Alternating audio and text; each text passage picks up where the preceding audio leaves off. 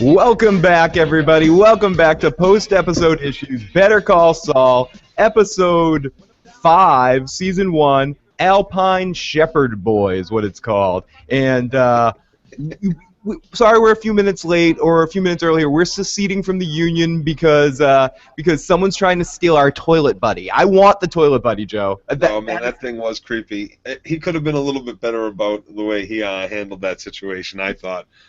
I couldn't have handled it any better than Saul Goodman handled that situation.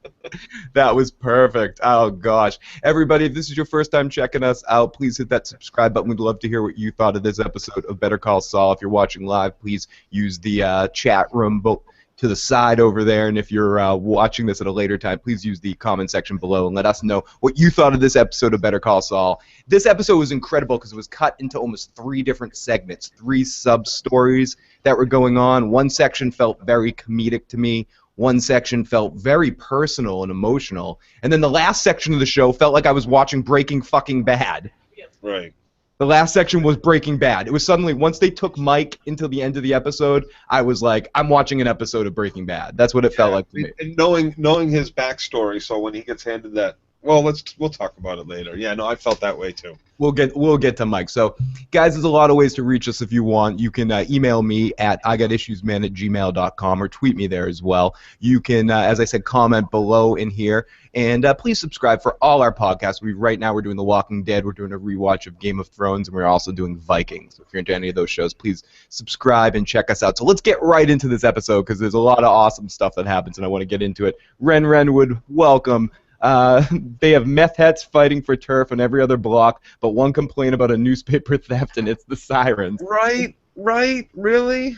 And the way they treated him too, it was ridiculous. I'm lucky. You're lucky that Chuck might be bereaved, but he's not an idiot. To do a Big Lebowski quote. I'm sorry, but the police would not have shown up. They would not have shown up. I don't think they would have come to that call. It was kind of ridiculous. If they did come, it would have been hours later. Having had some experience in a similar situation with a family member that had some sort of episode, and the cops came to do a very similar interaction as the cops had with Chuck, and ultimately the same reaction happened. But the difference was this person that was doing this crashed into a parked car and almost hit a kid, and then drove home and locked herself into a bedroom. So then you can see that situation, not for someone stealing a fucking newspaper. It's just ridiculous. Right. Ridiculous. So the episode starts off, and we're focusing on a gecko right from the start. So many amazing visuals in this episode. I made note of a lot of them, and I can't say it enough, and I feel like a broken record, but it's becoming the mainstay. I'm getting used to it again, like with Breaking Bad. But the way they make things visually look, even the simplest things, it's just like it's a masterclass watching this show sometimes. The way everything's shot visually. They have a real good knack of making things more dramatic than they actually are. Just from the shift in tone with the music or shift in tone from a camera angle, and that is something that definitely comes from the parent show that it comes from. This show has a lot more direction or a lot less direction and a lot all over the place. Some moment it can be completely funny. Breaking Bad had a kind of a singularity to what the goal was from Walter, where this show comes from a lot of different angles, so they're almost playing and having a little bit more fun. There's a little more joy to some of the events of what Jimmy's going through, whereas Breaking Bad was very, a lot of times very serious. Oh, yeah. I agree. But visually and the way they shoot things, even from just the way this all starts, we pan around, we see the gecko, we see the $5 bill from last week that Chuck left, and we see the window of that older woman that's like, oh my God, that Chuck Mcgill, even though I've lived here forever and I know he's a lawyer and a good man, right. I'm going to get off. Like, never ever had a problem with this guy past, like, maybe seeing a tinfoil blanket every now and then. Yeah. Like, what the hell? I mean, and when calls the cops on him for stealing a 50-cent newspaper and leaving $5 for. Yeah, leaving $5. Excuse me, did she agree to do that? That was a little. Oh, come on. Yeah, no, right then and there, like, here's the thing: the police are going to show up if they show up. If they show up, they're going to be like, how do we solve this confrontation or conflict without arresting anybody and having to go through all this stupid ass fucking paperwork and make our day miserable. They're gonna go over next door to the lady and go, "Here, he gave you $5. He bought the newspaper." She's gonna say, "I don't want the $5. I want the newspaper." And then he's just gonna give him the fucking newspaper. Yeah. Or if I was the cop, I'd mitigate the situation by going to the store, taking the $5, buying a newspaper, Buying another newspaper and keep pocketing the $4.50 for Christ's sake, because you had for gas for the cruiser or something, you know, like. Okay. Having to deal with such a stupid fucking incident. Good. No, the police aren't coming. Good point by Ren Rennerwood, though, that, like, maybe she called for a health check. She could see something like that. Like, she called the cops. Like, Chuck looked like he was having some sort of episode, and she called them for assistance in that kind of situation. Yeah, she knows her brother. She knows his brother just left, too. She was watching through the window. Right, so maybe she thought he was having some sort of episode or something. But even in that case, wouldn't it probably have been an ambulance with the cops? Right. And he was communicating just fine outside. If he had said, "No, I didn't steal the fucking paper," there would be nothing they could do. Exactly, and as Ren Renwood said, it's a whole... It wasn't confrontation. Avoid confrontation altogether. And ultimately, it's a he said, she said situation anyway, too, when it really comes down to it. They ultimately busted into his house because they thought he was a tweaker when it comes down. But we'll get through here. So we see the cops show up. We shift an angle to like a wide pan shot that pans all the way... Fucking amazing for a television show. Pans all the way over to the silver space blanket and the knock on Chuck's door, and it's the cops. Chuck's trying to, you see the newspaper with him seeing about Saul's con from last episode, and he walks over, and the cops are giving him the whole cop, "Let's just talk for a second, sir, let us in." And we see him looking through the keyhole with the keyhole vision thing going on. We've seen this a lot in movies and TV, but it was done really well here with the inside-out perspective. You went in, and then you went back out. It was kind of really cool. And I love Michael McKean in this. Michael McKean's amazing. Great casting with Michael McKean. He's bringing so much because I like the theme of keeping it with comedians in the leads in the on this show with the two of them. And Michael McKean just has so much range as to be able to play funny, play commanding, play both sides of Chuck, not just him losing his mind, but also Chuck the dad to Jimmy, essentially. Oh yeah. And he just says nothing when the cops are there. The cops say, "You're casting a shadow in your." He still could have just said nothing. Yeah, he didn't have to do it. They're like vampires. That shadow could have been anything. Joe, they're vampires. You don't have to invite them into the house unless you don't. You don't have to open their door. Okay, here's the thing. A police officer can kick in your door if he feels like someone is in danger or there's something illegal going on. Right. But he has no probable cause just because they're a gas canister. The guy's an avid camper. Who the fuck knows? It's none of his fucking business why there are gas cans in the back hall. It's not illegal. So There's no reason to bust in a door. A stolen newspaper and a gas can through a window. In the broken box. Like, whatever. No. These police are way out of line. They yell through the door that he says, he answers them eventually, and he says, "I never go outside." They say, "You just went outside to steal your neighbor's newspaper." And he says, "I left $5, and it's a 50-cent newspaper." And the cop goes, "Well, as we said before, well, she didn't say it was okay, then it's stealing." And it gets into this whole, like, probable cause thing. It's like, you don't have probable cause to go to look in here. So one of the other cops goes around back and looks in, and as we mentioned, this sees a bunch of canisters of gasoline and calls the other cop around. They check it out, and they see all the wires and fuses of the circuit breakers ripped out. And Chuck just keeps going on about probable cause in the background when no one's there. And you see that they think he's a tweaker. They think he's they're like, this is tweaker territory. They think he's buying the blue meth isn't invented yet. Like, he's not even trying to look out the peephole at the cops and paying attention. He's just still rambling on.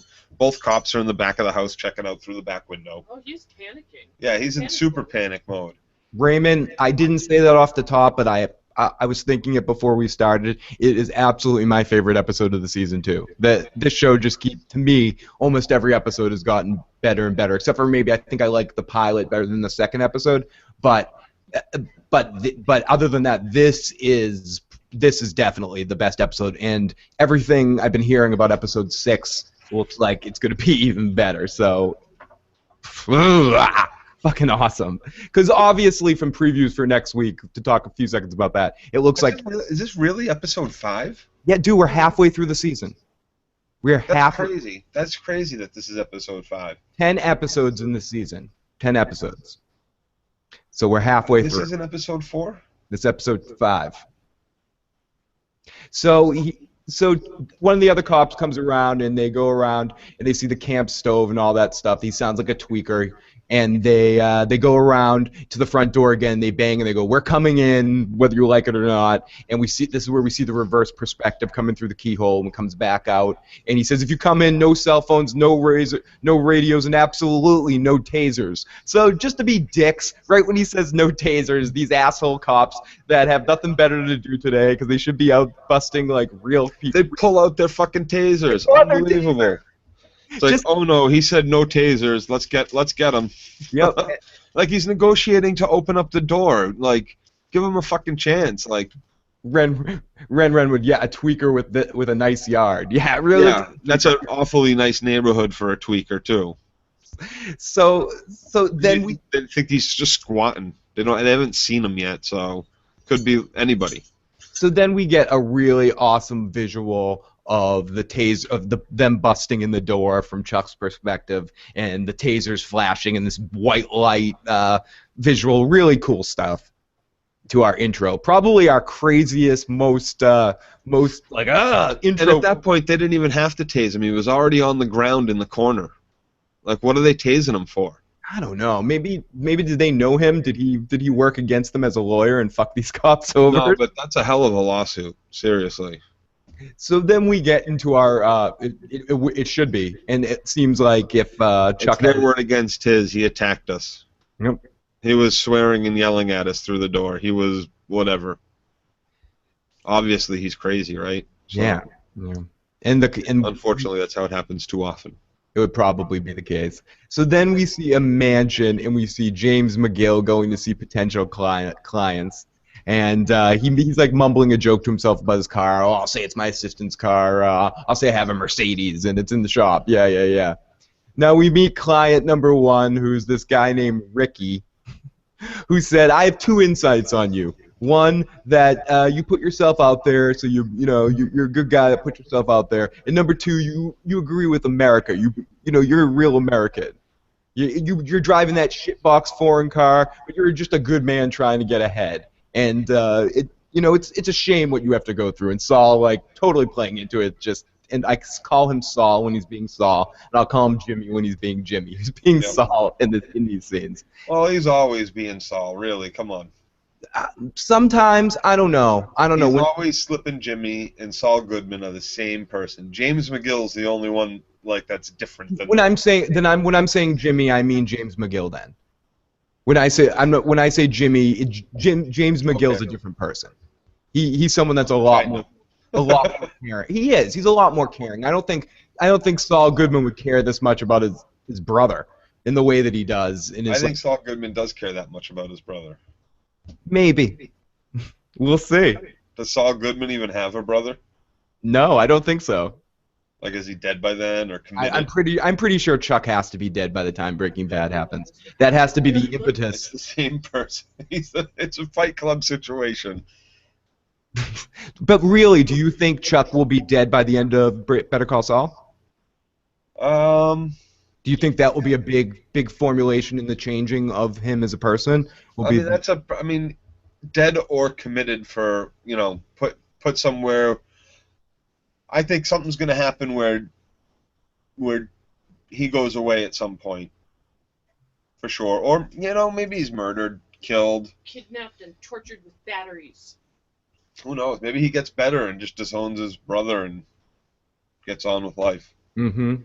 So this guy gets into this whole thing about how we're at a tragic time in American history where the fly-swatting hand of the American government and the environmental assholes are trying to fuck with us. It's tragic, Jimmy says. It's tragic. He says, "You're just the kind of guy I need. I need your help."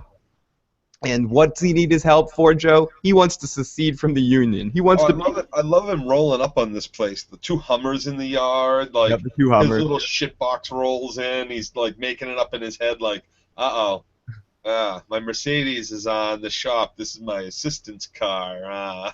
Yeah, I agree with Ren Renwood too. That room was so depressing with all the the dead animal trophies and the bad vibe in there. It was horrible. It's a super guy shack hunting lodge kind in the middle of the desert. There's no other houses around. This is obviously a rich man too. Yep, and this is one of those places that you want to try to find in the zombie apocalypse. It's self-sufficient. It's got its own ecosystem, or not ecosystem. And you can see for miles. You can see for miles. And Jimmy says he's in on it, and they both yee-haw. And he says it's going to be tough. And he goes, "Bring on the Supreme Court."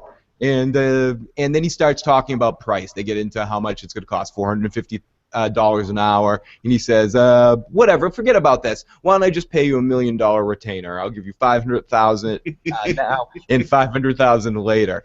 And he's like, "Holy shit!" He's drooling. He's like, "This seems fair, though. $1 million, that's fair."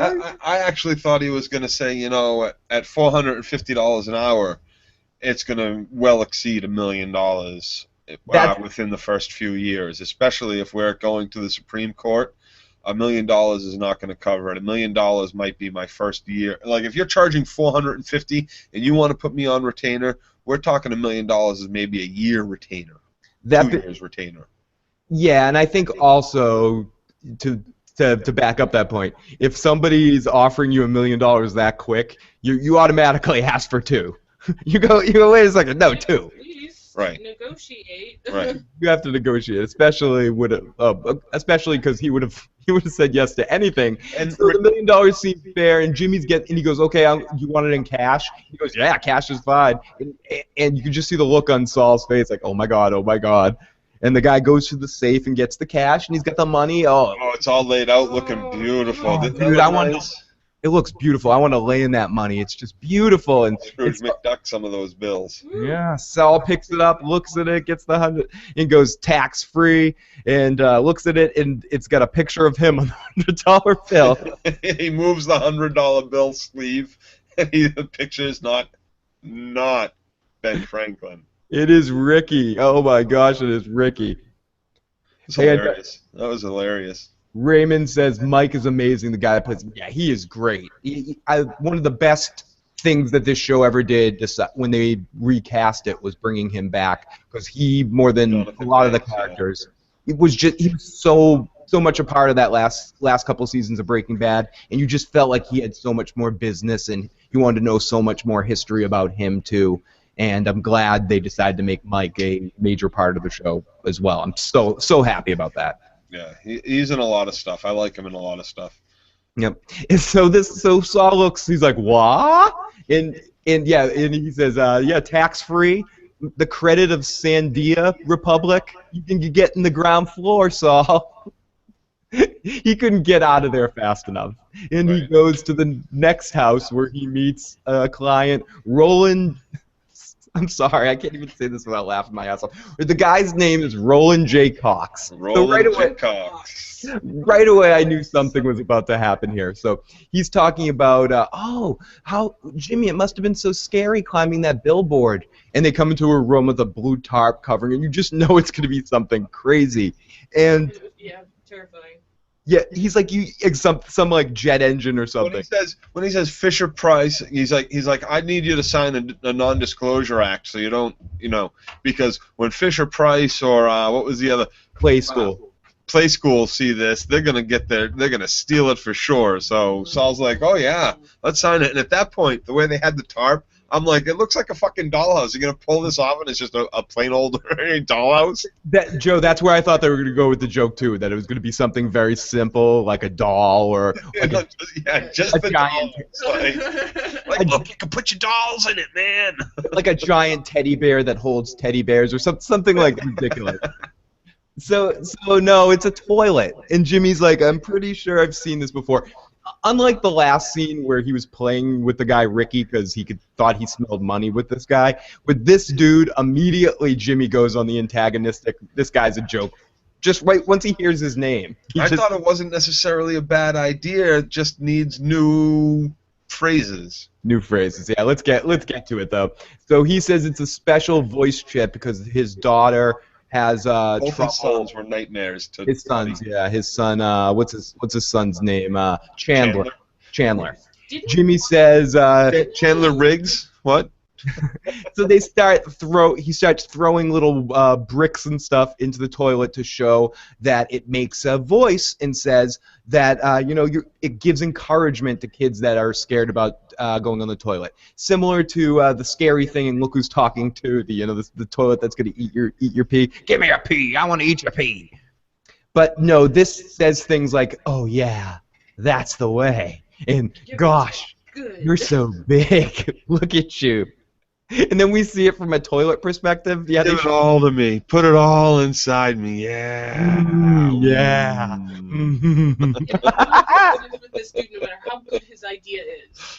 Does he say I gotta watch it again because I want to know if he actually uses the term he rigged it with this or rigged it with that, because then his son's name is Chandler, and I'm kind of thinking that's some sort of fucking Chandler Riggs. But for whatever worth, I laughed out loud. Chandler Riggs is the kid who plays Coral. Oh, okay. That's Carl Grimes. Chandler Riggs. So I just I laughed my ass off at this part. It was fucking ridiculous, and he made this for kids, and scared the shit out of most kids. Saul jokes to him and says, or not jokes to him, gives him, "Oh, this isn't a bad idea." He's like Joe. He thinks it's a decent idea, and he says, "But maybe it's just a little sexually suggestive." No, suggestive came out after he said it's kind of sexual, and the guy's like, "What are you talking about?" He's like, "No, I mean like suggestively sexual, Maybe a better word. You're talking about my fucking kids. I made this for my kids. No, Joe. Viagra was invented for something else, and Well, he does talk about like Southeast Asia market. Yeah, he says Southeast Asia. This would sell great down in the Pacific Rim for adult play. And then if you rigged this with like Elmo voice and like made the toilet pretty like they do with the potty training shit, like pink and yellow and blue and all that crap. Wouldn't be a bad idea. It necessarily wouldn't be a bad idea. Like pressure rig the seat so when they sit down it says, yeah, give it to me. Oh wait. Hi kids, if you need any help pooping, call your mommy and daddy or something like that. Or I don't know. Just push. Don't push too hard, kids. End up like Elvis. Was the voice Vince Gilligan too? I'm not sure. I got to check on that. But the voice of the voice. I think it was the dad doing a. Oh, was the dad doing the voice? It sounded like him, I think. It almost sounded like Wally from National Lampoon's Vacation too. Mr. Wally there. What a great toilet though, and he leaves. He's like, hey, you're a sick. He's chasing him out of the house. You're a sick man. He's like, yeah, save my fee and spend it on the kids' therapy. Yeah, you're not the one. I'm sick. I'm not the one with the sex toilet. That was the best line of Saul of the night. He goes, I'm sick. You're the one with the sex toilet. I just fucking love that. Funny. That was pretty funny. Yeah, it was awesome. I love when they give Bob Odenkirk, because he's doing such an amazing job acting, and we've talked about this a lot before. It's great when they give him the comedic stuff to do because he just kills. It's like when he's been working so hard to do the acting well, he just melts right back into his comedic timing. And he was funnier than ever in this episode. In some of his shit talk in this episode, funnier than fucking ever. So to one more house where he's sitting at a table where we hear someone coming down the stairs, and it's this slow, long progression of this woman taking one of those stairs elevators down where she's going to get the Alpine Shepherd Boy. Now, as we see, they're Hummels. Little Hummel things. Little figurines are like Hummels there. Your mom probably would have collected Hummels if she didn't have the Disney. Yeah, she had the Disney and the little minor, the minifigure type things. I remember getting these from my Aunt Wheezy for Christmas. She collected things Hallmark like store crap. Hallmark store. Yeah, the Hallmark store. So So we see Saul taking notes, looking at his watch because you can tell that he's just been there a while. You can right away, just in the setting of the scene, against Vince Gilligan's excellent at showing, not telling, and you can just see right from the setup that Saul's just been there for fucking like 2 hours, sitting there waiting for this lady to go get all of her little shit. Well, he's already been working for a while because a lot of Hummel's already out on the table. Mm-hmm. He's got the notepad out, and when she gets, and she upstairs. had to like walk all the way to the stairs, go take the train up, take it, go to whatever room to get the Hummel, come back, take it the. I thought she was making a joke, you know, because she was coming down the mountain. It was taking so long. I got the little Alpine Shepherd Boy. Get me down the mountain. Yeah, that's exactly what I thought. I was like, oh my god. Saul, I thought Saul would have found that amusing. And then she gets into her whole like Ferris Bueller-y type thing where this goes to my second cousin's first uncle's second relative unless they get married, and then I'm going to give it to your brother, and if you don't give it to your brother, but this one has to go to the priest unless, and then Saul interrupts her and says, unless XYZ, and she says, oh, you're smart, you listened, very sharp. Right. And I thought all lawyers were idiots. And he says, only half of us, the other half were crooks. I thought he was so charming in the scene. I did too. I really did. I thought he was very polite. He showed manners. He got up when she came down the stairs. He was going to help. He was taking notes. He was listening. He wasn't like, oh, you want to leave your Hummels? Get the fuck out of here. Like, he didn't try to rape her over the coals like he did the rich guy in the house. He was you know, Will, that stuff cost more than $140. It cost like close to $1,000, couple thousand sometimes, depending on the lawyer. Like, $140 was a steal. He has a big heart. Absolutely, and he didn't make fun of her like he made fun of the other guy. Ren Renwood says the exact line is, Tony the Toilet Buddy was created for kids, but then again, Viagra was created to treat hypertension. Yeah, that's what he was saying that to him to try to just prove a point that this kind of toilet would be funny. That there's certain people that would buy it as a joke gift. Exactly, and he's right. He's absolutely right. I'd buy it for a joke gift. I'd buy that. I wouldn't buy it for a joke gift, but if they had a device to attach to your toilet that's already in the house. Right. I would do it. I'd sneak into your house. I'd let Katie let me into your house and put it in your house so you didn't know it was in there, and do it and then videotape you and like put a it on, fucking whoopee cushion. right, and put it on YouTube. Oh, give it to me. Yeah. Like, hopefully you're not hiding in the shower at that point because someone's getting really fucking hurt. Probably, if nobody's in the room, it's me because I'm gonna like have a heart attack or slip and fucking whack my head on the sink. But if somebody, even a shadow is around, they're gonna get fucking really hurt. So not a good joke to play on me. I thought it would be hilarious. So, the whoopee toilet. the whoopee toilet. I think we're on patent pending.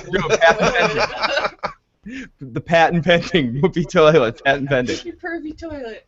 She said we need Saul Goodman to file our patent right now. So she says you're smart. You listen smart. She says if I was 40 years younger, I'd make you buy me a pina colada. And he says, oh, if you want me to write you up a DNR too, I'd get the blender. Oh, I was so. Hell yeah, that was so sweet. Yeah. You hit on that old lady. You tell her you'd take her up on it. She ain't gonna take you up on it. But oh yeah. Treat the lady. She just gave you She just threw $140 or about to throw $140 in your pocket. Which Yep. he drooled. He starts breathing heavy. He's like, "Oh my God, I got money." At least some money. When he sees her pull it out, he's like looking at her like a hawk, like, oh my gosh. He offers to like make it a half and half. Yeah. He's nice. Yeah, he's gonna finish the work later for her, like show you that I'm on the up and up. Absolutely. And Raymond, yes, next week looks fucking incredible. I really can't wait till next week. I was talking to Stephanie before this show started when she was going to bed, and I was saying it's funny my two favorite shows on television right now, even though we're only 5 episodes in, are Game of Thrones #1 and Better Call Saul. They're my two favorite things going on right now on television. I love a lot of stuff. I love Vikings. I love Walking. Yeah. But really, these two shows are just, for my taste, the best going on right now for me.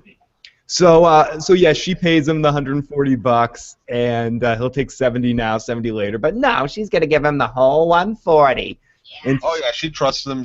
He flirted his way through this just right. He was polite. He was mannered. He was paying attention. He listened. There's no reason for her in her mind to not just give him, you know. I What's going through his head too is, wow, this woman's an easy target. Yep. I'm sure, as Slippin' Jimmy. thought she was gonna count out I thought change for him. Ching. Yeah, me too. When she asked Katie, same thing. When Will she you pulled out take the a roll of cheeseburger, quarters? I was convinced that this one was going to be a failed one too, and she was going to start pulling out pennies and counting, or being like, "I'm going to give you the little drummer boy because that's what yeah. it's worth 107." Yeah, will you take? Will you? I think he did say too, like, yeah, and I'm sorry, but I can't take Hummels. You know, I can't take the little drummer boy as payment. You know, that's considered a bribe. So we go actual cash. We go to Kim and Saul, and unfortunately, that's another thing that I'm wondering what happens to Kim, because they're super cute together, dude. I totally love these two together. Oh my god. Oh, go! This is a total yada yada. God damn, she's so. Okay, let me yada yada through it then, because I like it. I got nothing to say. I don't care about. Seems like you have something Saul to Goodman say. gets an erection. He needs to put it somewhere too. I think that this woman, no matter how charming Saul is, I thought you said you have nothing to say. that's it. No, that's it. She's out of his league, and it's such a TV. Well, I got nothing really to say past that. It's such a TV. Someone that has nothing hot to say. wife, ugly man. Like, For something that has nothing to say, you certainly have a lot I to say a lot. I know. I'm long-winded for nothing. You see Kim and Saul, and unlike Joe, I really like their love connection. I dig their vibe together. I think they have really cool chemistry. And Joe doesn't have a heart, so he has her. He's like making fun of her, putting the toes on. I'm just not watching the show for this stuff. This is the stuff I'm not watching for. Okay, Joe. Let me talk about it then, because I'm happy about this scene, so I want to talk about it. And it is why I'm watching this show. I'm watching this show to see Saul Goodman's life, and part of what makes him who he is, and part of that is his love life and his interaction with this woman. And it has some connection to his past with his brother, and I'm curious about it. So she loves him, and she's looking at him with, "I want to fuck you, and I'm impressed with your plan from last week, eyes." She says, "Even your crap days are better than mine," when he tells her about what he was going through. And she gets a call asking about Chuck and yada, yada, yada. We cut. She says, "It's Chuck's in the hospital." Okay. So we go on to the hospital, and we see things from Chuck's perspective as he's looking at the fluorescent lights and seeing kind of trippy vision as Jimmy's there. And he's unplugging all his stuff. Do you think that would you do the same thing for your brother, or would you be doing all of that for your brother? Well, I have interesting perspective on that situation. This is a different time period. Well, it's not really a different time. I was alive then too, but I just have a different perspective, and yeah, I'm going the route of committal. Yeah, you come from, without getting too personal, you come from a family that's in the medical field, so you come from, like, it's a horrible thing to have to deal with and come to the realization with, and have to take care of the person, right? And there will be a lot of resentment, but ultimately, at the moment, I don't know if I agree with that he's a danger to himself or to others. No power, cooking with gas on the stove. I'm not sure I see that many bad things going on. Yes, we can't call for help. Big deal. Not everybody has a fucking phone, and not everybody wants a phone. Right. And Jimmy goes there enough. There enough to check on him. So if anything was a problem, he goes there practically every day to see him, and bring him supplies. So it's not like Jimmy's not being a caregiver, and Chuck's not burning down the house. He can cook for himself. He can prepare food for himself. Again, being in a unique perspective of having a parent that needed to get to a point because she couldn't take care of herself. Up until a point, she can't, as long as she can cook for herself, go to the bathroom, change clothes. He's completely normal unless there's electromagnetic waves around him, then he starts having these problems when he knows that these things are around. Otherwise, he's completely normal. He can hold a conversation. He's not out of touch with reality. He knows he knows place and time and where he is, and he's not necessarily. I don't think he's a danger to himself. And after he did like a week in a hospital or 2 weeks in a hospital where they forced meds on him and forced him into an environment that's got lights and all this stuff, and he finally got out after a couple of weeks or maybe even a month or two if they ended up going the long route with committal, then he would come out of there and he would most likely regress back and stop taking his meds and things like that. And it's exactly, Renwood. People have gas, and exactly, Joe. You're 100% right, Joe. And Renwood, people have gas stoves. Yeah, of course. It's like he's cooking with propane tank, small camping propane tanks in the kitchen. Okay, so what? I like candles a lot. Right, like, yeah. What about so there's an old lady that likes to sit by candle fire all the time, you know, like, oh well, she's who doesn't have a phone? She's a danger to herself. No, she's not.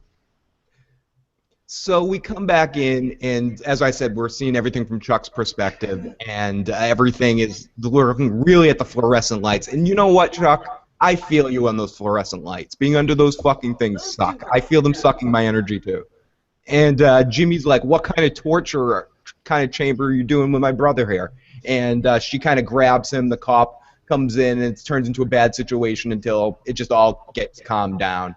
He just says, I'm pissed off. The doc asks Chuck, because Chuck kind of wakes up and asks about the It takes a few minutes for Chuck to wake up. Chuck doesn't wake up until the doctor says, we're going to commit him.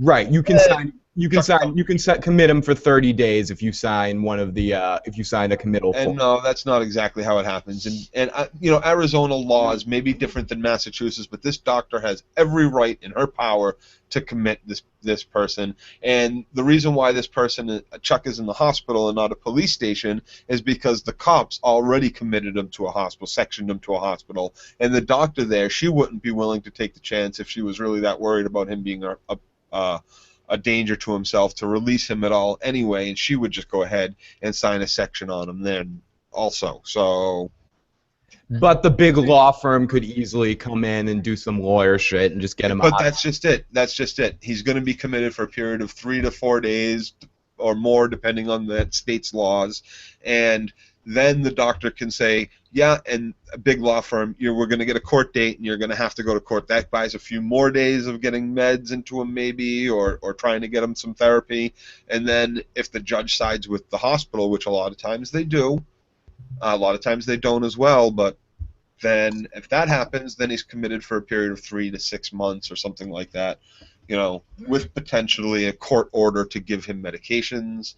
There's a lot of things that go into it. So, it could be for the better, but it was within the doctor's right to be able to do that, and she obviously didn't find the need when it certainly came down to it. Right, because when it came down to it, when he started talking, she at least could tell from his mannerisms and the way he was answering her questions that maybe whether she believed him or not, he wasn't a danger to himself. I think she realized that in that conversation to a certain extent, that he didn't need to be committed immediately, that at least it was at least a family choice. It was more, this is my suggestion, rather than this man can't leave this hospital. Right, and Saul already said, I go over there and I take care of him, and I'm always taking care of him. So the doctor, when Chuck says, when they talk about the 30 days at a mental facility, Chuck wakes up and says, I would rather not. He says that the police kicked in his door and tasered him. He sees Kim and he says, oh, hey, Kim. And she goes, I'll leave, and says, no, stay there. And she goes, Howard called and he's going to be here soon or whatever. And how are you feeling, the doctor says, and he senses her pager, or at least assumes she has a pager, and goes, do you have a pager or anything? And she takes it out politely and takes it all out of the room and puts it in the pile of electronic stuff that Saul brought out earlier. Yep. And he explains, we talked about this a lot before, we got some good information from some listeners, that he has electromagnetic sensitivity, an allergy to electricity, an oversimplification, of course. Hypersensitivity. Yeah, it's an oversimplification of it, but that's a good way. Allergy is, right, yeah. Yeah, an allergy is an oversimplification, but it causes it. Every item sends out electromagnetic waves, and his muscles get tense. He has blurred visions, tinnitus, vertigo, etc., lots of shit. And she asks when it started. He said 2 years ago, and the doctor says that's a long time. And he says, "You think I'm crazy?" And she says, "No." And he says, "Yeah, you do. You just think I'm polite." So it's very interesting that Chuck is also very aware, and this is probably something she realized as well. He's aware of the situation and still able to make a joke about it. Well, it's interesting when she steps in and leans in. He's like, "Oh, you've got something with a battery on you." And yeah, I mean, he obviously looked right at it. He knows what a fucking pen flashlight. He saw the bulge. Right. You know, so she pulls it out and is like, "Oh, I guess he was right." You know, and then she plays the cruel trick on him as they're all talking. She circles the bed and turns the power back on the bed, because that's an electric hospital bed with a lot of different functions and motors and right. She eventually he's like quoting law code to her about how he doesn't have to go to treatment, and Jimmy backs him and talks about like going through something like that would be like going through a wood chipper. And this is when the doctor starts to get tricky, as Joe said. She plays him and she goes, "Oh, you're smart. Now tell me a little bit about how you live." And she asks him about how he doesn't use stoves, he uses gas and coolers, and as Joe said, right in that moment, she also flips on the switch so he doesn't see it of the electric bed on the thing on the bed, and looks at Jimmy to be like, see, it doesn't have any difference.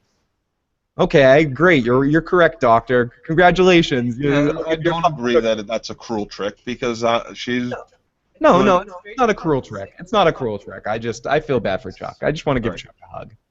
You know, I mean, that was first. I mean, and I'm sure Saul has been in Chuck's house on a few occasions with a phone or batteries or this or that in his pocket just to fucking see for himself how, you know.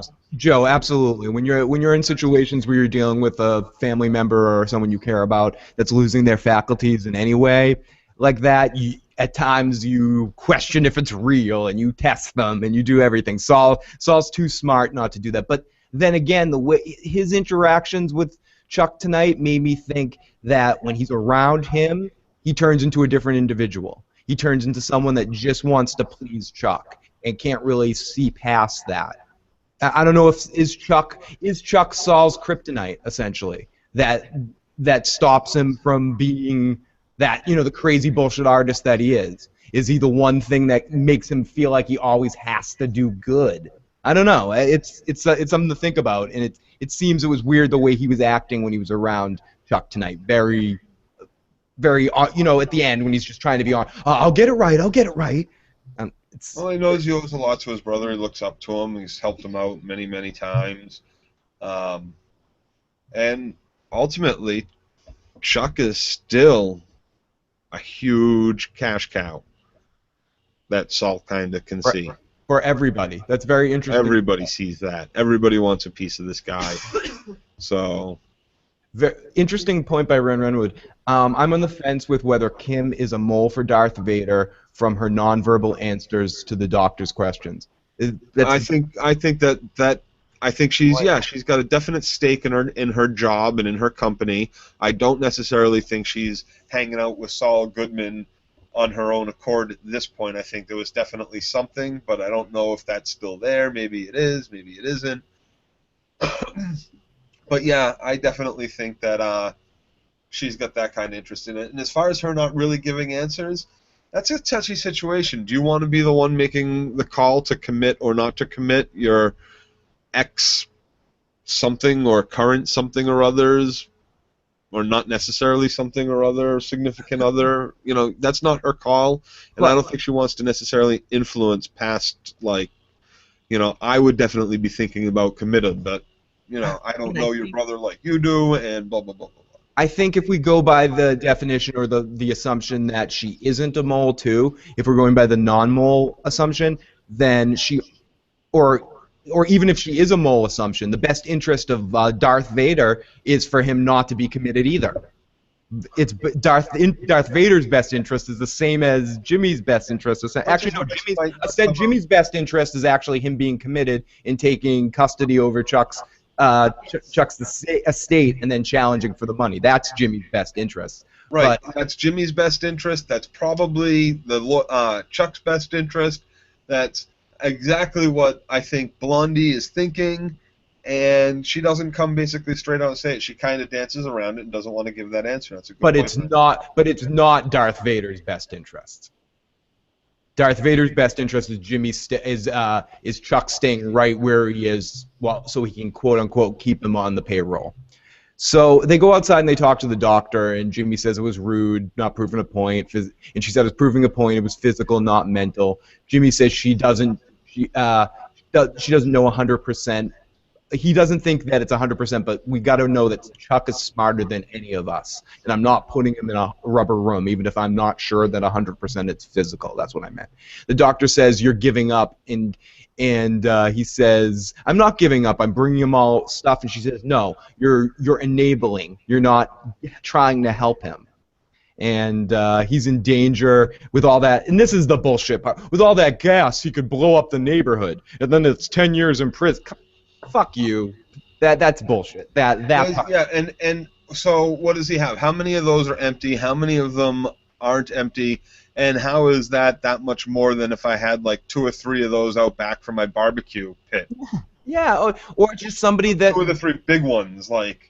Or one of those people that have those propane tanks in their backyard. Propane tanks, or have those rooms that they have in case of the apocalypse. I'm not saying all those people are smart, but a lot of people have bomb shelter rooms or something like that, like a just in case, where they keep tons of extra supplies in case there's a huge storm or something.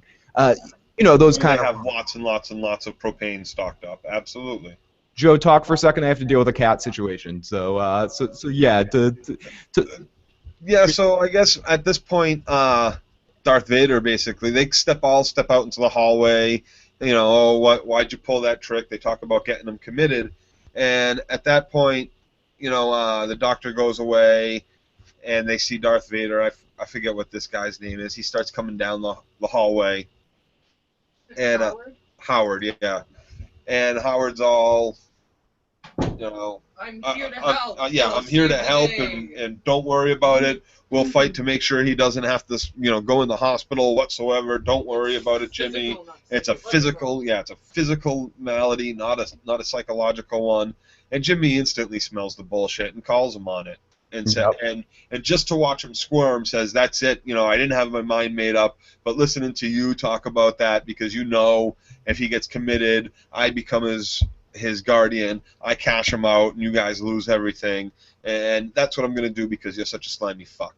Absolutely. And he starts to storm off, and Blondie chases after him, and convinces him not to commit. Exactly. And to me, that was the red herring the red herring. I don't know if that was the big deciding factor that I don't think she's a mole. I think she actually does give a shit about Jimmy and his family, and that's no, absolutely not. Because if you remember back in the room, she's like, yeah, maybe you might be thinking about committing him right now. She's definitely on the side of committal without giving him an answer. And then when he says that, she chases him down the hallway to attempt to stop him, even though he has no intention of committing his brother. She's chasing him down to go, "Oh, no, don't commit him, you don't want to do that." Or you don't want to do it for that reason. You don't want to do it out of spite. Who cares what the fucking reason is? The guy actually needs some fucking help. Good point. Very good point. It very much might be the opposite of what I just said, and it might be the. But I just tend to. Loyalties are very split, like Katie says. Very split. Very split, but I do think she's loyal to Saul in some way. I just do. Kinda. I think she was realizing that he would eventually regret that. Ren says thank you. Ooh, thinking of his name. So then we go to hit Jimmy and Chuck back at home, and Jimmy's taking care of him, and he asks him if he needs coffee or tea or anything, if he needs a blanket, and Jimmy hands him his space blanket, and Jimmy walks in the back room, and the shot kind of lingers there for a second. It's kind of hinky for a second. And you could just tell that Jimmy's really conflicted. He finds the paper that shows about his con last week, and he says, "You want to talk about this? You saw this and you got sick." He said, "I got sick not because I saw the story. I got sick because I need to go outside to get my newspaper." And and it was questionable. Yeah, and exactly, Ren. It works out either way with her, and that's what's great about the way that I think, at least what I enjoy the way they've written her character. I really do believe that it could go either way with her. She either could be very committed to Jimmy, or she could be a complete lying, backstabbing person that's completely working for Howard and trying to fuck Jimmy over. I could believe it could go in either direction. So you work for a law firm, and the law firm says to you, "Will you bring the subpoena to your wife?" Do you tell them to go fuck themselves, or do you bring the subpoena to your wife? I bring the subpoena to my wife. Yeah? I tell her, I mean, yeah, we talk about it. If she marries me as a lawyer, she knows that that's part of my job. Oh, okay, sure. I don't know. I say go get someone else to bring the subpoena. But I don't think they do that. Don't you have to be served by a subpoena by a stranger? Isn't that how it works? No, I just think it works out easier that way sometimes. And it's usually a stranger who works for the lawyer's office who's serving you. Yeah, Ren. In this scene, you really get a feeling that Jimmy blames every time Slippin' Jimmy comes up to enhancing Chuck's. Oh yeah, we get to that. We get to that in a later scene. Right. Jimmy's really, I think it's right here. He's conflicted. He finds the paper, says, "You want to talk about this?" He says, "You got sick because you saw this story. When you think I do something questionable, it seems you get even sicker." And he said, "No, it's not. It's not because I read this. It's because I went outside." And he said, "Give me my blanket. Get me my blanket. I need my blanket." He already got. He has the blanket on him at this point. And this is where Jimmy gets into the whole. You think I'm slipping back into slipping? Well, before he starts talking, if we remember well, he's got huddled in the blanket. He's holding this. He's in pain, and he's still very much in all this discomfort from everything. Yeah, absolutely. He totally is. He needs the blanket for help. He's laying on his back. Right, and yeah. And Jimmy starts in. And he's like, no, I'm not slipping Jimmy anymore. And nothing I did was unethical. It's just advertise him. And then Chuck kind of immediately wakes out of it for a second. Lawyers him. Yeah, and quotes and lawyers him. Exactly. He Marshall Erickson's him. He lawyers him, and he says, he quotes Arizona law statute, and he says 5 of the Supreme Court lawyers that passed that amendment were bonkers that day. And but it's your business. You used to not be allowed to advertise. Now you can. So. But it's your business, Jimmy. It's your business. And he says, and Jimmy's like, "No, I got real business for this, real business. Guess what, Dad? My job might pan out this time. Guess what? I'm going to be specializing in elder care. Yeah, elder care." And Chuck's kind of peeks up a little bit. "What do you mean, elder care? You know, doing wills, people getting old. The old people are a sucker, and everyone takes advantage of them. And I need to be a person that stands up for them." And Chuck says, "It sounds promising." And he kind of sits up a little bit. Suddenly, no and, in pain. And then he's completely suddenly he's okay. Exactly, Katie. And then he gets up to go make coffee. No, not quite yet. Then Saul gets into completely apologizing. "I promise no more. My career just needed a little razzmatazz, but from now on I'll play by the rules. And on the up and up. Slippin' Jimmy is dead and buried. And he's glad that we had this talk." And then left him back in Poughkeepsie or something. Wherever he says. And then Chuck takes off the blanket and says, "Okay, I'm gonna go make coffee." Amazing scene. Amazing scene between Michael McKean and Bob Odenkirk. They were both so good in this scene. Fucking good. And again, he snaps out of it at that moment. No pain. No, everything's fine. Yeah, no, he's playing on this disorder that he's got as well. It's not always. It's a manipulation tactic. Yeah, it's definitely yes, absolutely. He's using this condition to manipulate. It's Jimmy? Not all psychosis, I don't believe. It's definitely an Axis 2 kind of thing. He's a smart guy. He could be just one of these people that's almost too smart for his own good. His mind keeps going too much, and he's playing a game on Jimmy. Maybe. I wouldn't put it past him. So where could we go from here to Matlock? To Jimmy watching Matlock because old people like Matlock. He's taking notes on the suit. How he looks, and this is absolute. It is genius. Absolute genius, Katie. I couldn't agree more. This is this is when this show takes it to the next level. Things like the toilet buddy and things like this. mixed into whatever the regular narrative, a few moments of, I agree with you, Joe, I just happen to like it because I'm lovey-govey, ooey-gooey, so I dig romance type stuff, even when it's a little formulaic. But like what makes this show great are scenes like this. Are scenes like watching him watch Matlock, taking notes, and putting the suit together. He's like single-breasted, light blue. Yeah, he's sketching it out. He's like, okay, single pocket on this side. That's amazing. Yeah, light blue or cream white, something. Yeah. Yeah, cut.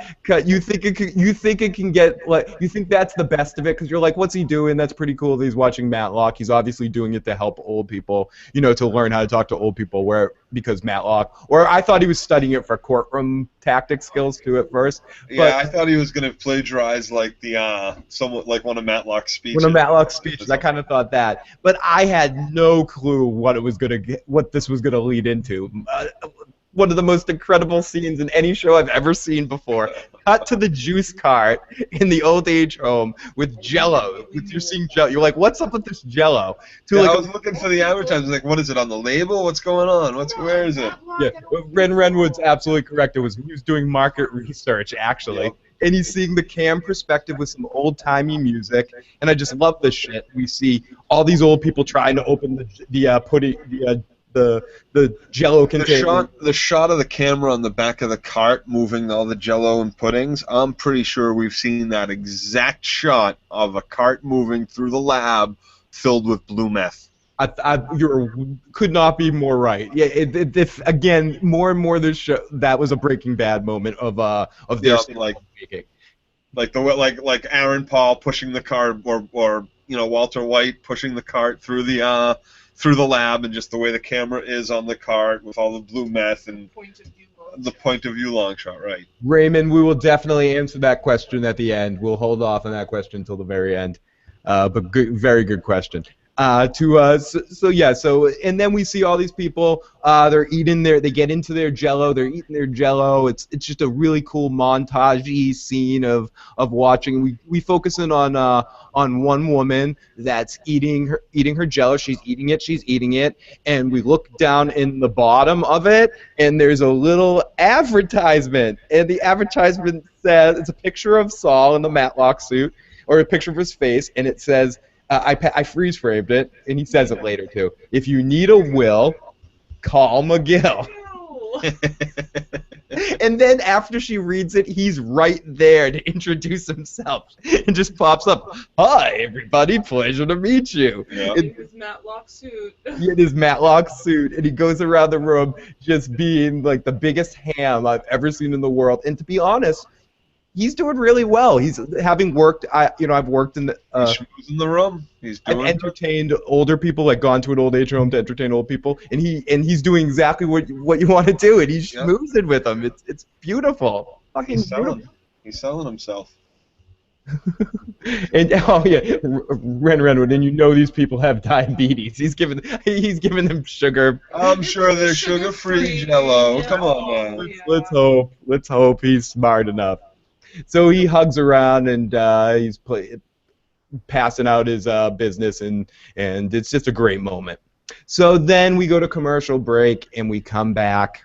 Excuse me, let me drink some water before we talk about this. This is what I've wanted to talk about all night, so let's get to it. Mike, yes, fucking Mike Ehrmantraut. It's him. It's his section of the show, who I have a feeling in season 2. Love Jonathan Banks. I think he does such a great job. Incredible. Jonathan Banks is just amazing. He's amazing in everything he does. He's just one of those guys that just gives you 100% every time he's out there, and really, really gets into character. So to our Mike, I called it the Mike moment of the night, and because I only thought it was going to be, when I first saw this scene, I thought I didn't realize we were going to have a. I thought it was going to end at the booth. Yeah. Right. I didn't know it was going to be kind of like you see in some shows have done this for just perspective. I can't blanking on the actual show that I'm thinking of, where two characters we're from one character's perspective, and the two characters touch each other, and then suddenly you're in the other character's head, and you're jumping to the other guy's perspective. And this is kind of what happened here. Saul and him meet in the booth, And Saul goes, some of these lines get forgotten about, but they're hilarious. He calls him John Wilkes Booth, Tarkington. What are you reading the books, the rules to parking garage violations? And usually they're not that tough, Saul. People usually get the amount of stamps right the first time. Then he gives him a card. He's whistling. He's like, I'm having a good day. You want a card? Do you need any elder law if you know an elder? And the look he gives him, and his face doesn't change expression at all. He's like, And then Mcgill realizes, I'm not calling you old. Please don't put me on the floor again. and then he starts trying to, as Ren would said, he starts trying, and these older people too, who's trying to sell a will. He starts trying to sell Mike a will. He's like, yeah, if you need a will, call Mcgill. Or if you have any friends. And I think this was the perfect moment for this, actually. I think this show did we've had scenes with Mike where he's just a character that Saul has to interact with, to get through the gate and the courthouse once. But with this moment, because we know the future Mike and what his goal was in the future, we know his background. We know what's about to happen. Of this card is very like a foreshadowy, prophetic moment, so to speak, and it's the perfect time to actually get a little bit more of Mike's perspective. I loved the way they did that, and I thought it was brilliant. I agree with you. They really needed it. They needed this to happen now. It was the perfect time to offshoot with Mike at this point. And yeah, to say, okay, we've given you 5 episodes of Saul Goodman, James Mcgill. This is your main character. This is who the story follows. Now here's another important character that we're going to get into, and I think next week we're going to have a very big Mike-centric episode with a lot of Saul and a lot of not Saul in scenes. There'll be a lot of scenes that have no Saul in it. It was almost like, oh yeah, like you just said, everything leading up to we've established what kind of show this is. This is Saul Goodman's show, and it was at this point right now as Saul drives away and we see Mike reading, and the shot hangs there, and I'm saying to myself, why is this shot hanging here longer? Well, why are they keeping this shot on Mike? Yeah, I kept saying, okay, he's gonna pick up the card and he's gonna go, huh, because we know what he needs to do for the future, and that would close it out. Exactly. But then no, the sun came up and he walked out, and I was like, oh, he never looked at the card again. But no, Vince Gilligan knows better, and Vince Gilligan knows this is the perfect time to remind you that, yeah, this is Saul's show, but you're in the Breaking Bad universe, motherfuckers. So be prepared for some other shit to happen. Well, the good thing is he drives off. He gets in his car, drives off, and we see him sitting on the street watching someone come out of their house. He goes to a diner first, and he eats breakfast. Yeah, alone reading the paper. And yeah, then he sits at home and reads the paper, drinking a beer, and he hears something. No, then he goes to see the girl come out of the house, and when she does, she backs out of the driveway and stops in the street. And that's to remind everybody who forgot from Breaking Bad or who didn't watch Breaking Bad that there's obviously something going on in Mike's life. It's his daughter. I'm assuming it's his daughter. Daughter, granddaughter, one of those two things. It's not his granddaughter. It's his daughter. I'm almost 100% sure it's his daughter. But yeah, that's what we're supposed to think, So. And I assume that the situation goes all right because Mike gets to a point eventually where he has a relationship with his granddaughter. Well, we don't want to talk about too much about. I want to talk about Breaking Bad. There's no reason not to spoil Breaking Bad. No, I guess not. Right, because that you should have already watched that, people. Yeah, we're not holding back on this one too, Joe. Full spoilers on Breaking Bad. Right. Okay. So yeah, so we know that this is his daughter, and she drives off. They don't say a word to each other. They just look at each other, and then she drives off. Right. And we also know that somehow the situation ends okay enough that she either isn't around or lets him have time with his daughter, her daughter at a later point in time, and lets the different family member all together. I don't want to get all into one biscuit in our basket because we don't really know what's going on. All we learned from the situation. Wrong. Right. Exactly. And is this so? Ren Renwood says, "Is that the same kind of car he drove in Breaking Bad?" I think it might be. I think it might be the same car. Mike seems like the type of guy that would always use the same kind of car. That would always get the cop car. So he's in the diner. We see that whole situation, and he waits a few seconds after she drives off, and he drives off too. He goes to another house, which is his house, and we see him watching a movie with some character named Lucy in it, and he's drinking a few beers, and he mutes it because he hears something, and there's a knock on the door, and he goes and gets a bat because that's Mike. Oh yeah, I'm not expecting any guests, and that didn't look like my daughter. Nope. And it's the cops, and it's again another fucking character from Breaking Bad. I'm in fucking Breaking Bad. The captain, that's Hank's captain in Breaking Bad, is there, and he says, "You're a long way from home," and he says, "You and me both." And one cop climbs up the stairs and is kind of making a beeline. And we're just going to talk a few seconds about scenes from next week. It seems like Mike is being interrogated to a certain extent. We hear something about They say someone's dead, and they want to know. They say his son's dead. Yeah, you got his son killed. That used to be a cop as well. And then we flash over to that girl that says, "I hope he rots," which we assume she's talking about Mike.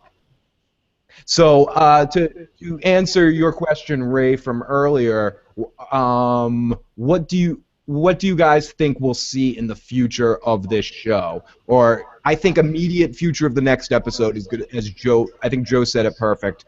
We're gonna get a Mike-centric episode, and I think Mike is gonna need to call upon Saul's help because he's gonna realize that Saul's the easiest opportunity he has for a lawyer and someone that he knows, and he's just gonna have the card on him. And he's going to be like, that's the only person he can call. There's going to be some reason why Saul ends up bailing him out of this situation. And then we're going to see the establishment of the two of them becoming friends by the end of this season. And I think that will be how this season ends up. And I don't know what we're going to see at the end of the season. Some big danger has to come in.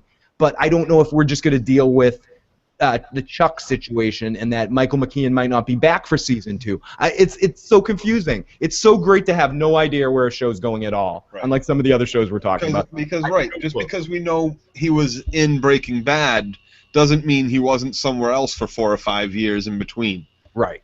Absolutely. You know, so and they can do anything. 6 years before. This isn't a pre-written story, so. Nope. They're in a period. It reminds me of completely different thing, but there's a video game called Knights of the Old Republic, and BioWare, who's the company that made it, licensed the Star Wars name, and they set it like 1,000 years before the times of the original Star Wars movies. So when they were talking to George Lucas about it, they were like, "Oh, what can we do?" And they're like, "Oh, it's so far in the future. I mean, in the past, that you guys can do basically anything you want in the game. I'm not going to spoil the game, but they're like, can we do X?" And they're like, "Yeah, sure, you can do X. We don't care as long as you don't do X, Y, and Z because we need those things to be carried forward." So we're in that kind of world where pretty much anything can happen. I think the for sure thing is that we're going to see Mike and Saul become better friends, and then Mike is going to become more of a part of the show as time goes on and more of a main character. I don't know if the law firm stuff is going to be carried over into next season. I think hope it's not. I hope that's all resolved. I think probably by our closing or second to last episode, we will have Saul Goodman. They have to give us the name of the show is Better Call Saul. Right now, it's Jimmy McGill, Slippin' Jimmy McGill, and they have to make that transition at some point in the season and give him the Saul Goodman name. I agree because I think next season I've actually after teasing it in the other episode. 100%, Joe, and I also think that they must have a set amount of seasons that they know that they want to do this show for because that's just how Vince Gilligan rolls. So I have a feeling next season will be a different storyline that's leading to Gus. At least that's my perspective. I hope it'll definitely be. The way they introduced the gangs so far, and that's stuff that can come back next season. And we still have the issue of this, accountant that stole all the town's money, the $1.6 million. Do you think they're coming back? I think they're definitely coming back. I don't think this is over yet. I really feel like this woman is either killing just the husband or the husband and the kids. Oh, my God. You're back on that? You want to bring that up again? If she kills the husband, doesn't she get to keep the money? She did. She's not gonna kill them, Joe. I don't even know if they're Maybe gonna be not the back. kids, but the husband, I think, is a dead man. I don't think. I'm not even sure if they're gonna come back. I think we may have seen the last of them. Okay. We'll see. We'll see. I honestly, Joe, from a story structure standpoint, I'm making fun of you a little bit, but like, I honestly hope you're right. If they did that, that would be the biggest mind fuck I've ever seen. I think that, I mean, that shit happens. And, like, if you're thinking about it, like, most people agree that, I don't know. Anyway, that's just a hope for the future. You're just Joe's hope for the future is that this woman murders her children and family. Family. Maybe not the kids, but at least the husband. Sorry, I fucking love this shit. So everybody, thank you so much. This is a good place to end off. Thank you for all your questions and comments. Thank you for checking out Better Call Saul. I can't wait till next week to get hopefully get a lot more Mike and continue on this line with him. I'd like to thank everyone that's been checking out all of our videos. And if you have made it this far and haven't already, please hit that subscribe button. And please also subscribe to our iTunes feeds where you can get our Walking Dead and our Game of Thrones podcasts and some other stuff as well, some random rant kind of podcasts. You can also subscribe to the playlists and stuff to get your favorite shows here on YouTube, lots of other stuff. So please, if you're checking this video out during the week, let us know what you thought of this episode of Better Call Saul in the comments section below. And you can always email me at igotissuesman@gmail.com. You can tweet at Joe @DirtyLocks or me at igotissuesman. And you can reach us by phone and leave voicemails at 781-990-8509. And just if you're going to leave a voicemail, tell us what show you want us to play the comment on, and then we can play your voicemail on the next show. So we'd love to hear from you guys that way as well. So, Joe, I will talk to you later, and we'll talk next week for more of this shit, and we'll talk on Friday morning. I think will be the next time we're talking for some Vikings, or Friday at some point. Episode 4, so, and I got Thursday off. Oh, you got Thursday and Friday off? No. We'll talk off air. We'll let you know. We'll post those times whenever we know the exact time we're doing those shows, so you guys can come with us if you're available to. So. Guys, we'll talk to you later, and we might have one more comment. Love the episode. My favorite Better Call Saul so far. This show is quickly becoming my favorite show on the air. Yeah, absolutely, absolutely. Yeah, it's quickly becoming. Okay, and that's the one last thing. At the halfway point here, Joe. Can you believe we're halfway through season? I can't. Like when you said it was episode 5 earlier, I didn't realize, and I had to count what happened in like the first 4 episodes back in my head. And I gotta say, right from the first episode, I was super impressed. I super loved the first episode. So I think this made my top 5 shows on TV immediately, and it's climbed, I think, a couple notches, top 3 since getting this far into the season. I hope they keep it up. So Joe, talk to you next time. Yep. Peace out, bro. Later.